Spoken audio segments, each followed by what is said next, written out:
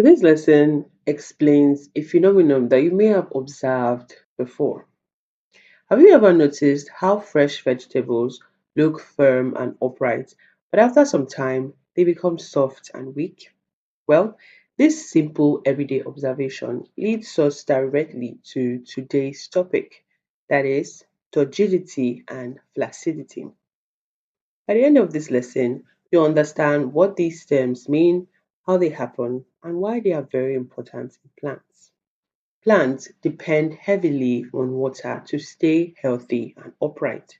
Unlike animal cells, plant cells have a rigid cell wall. This cell wall works together with water to maintain the shape and strength of the plant. The movement of water into and out of plant cells occurs by a process called osmosis. And this is where turgidity and flaccidity comes in. Turgidity is the condition in which a plant cell becomes firm and swollen due to the entry of water by osmosis. This happens when a plant is placed in a hypotonic solution, that is, a solution with more water than the cell sap.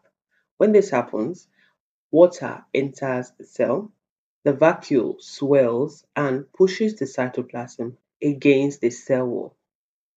The pressure created inside the cell is called Turgor pressure. A turgid cell is firm, healthy, and able to support the plant. This is why a well-watered plant stands upright and looks fresh. Turgidity is important because it helps plants maintain their shape, support leaves and stems, keeps young plants upright, and aids in the opening and closing of the stomata. Without turgidity, plants cannot stand properly. Flaccidity, on the other hand, is the condition in which a plant cell becomes soft and limp due to the loss of water. This happens when a plant cell is placed in a hypertonic solution, a solution with less water than the cell sap. When this happens, water leaves the cell by osmosis, causing the vacuole to shrink. This leads to a loss in turgor pressure. A flaccid cell is soft, cannot support the plant properly, and causes the leaves and stems to droop.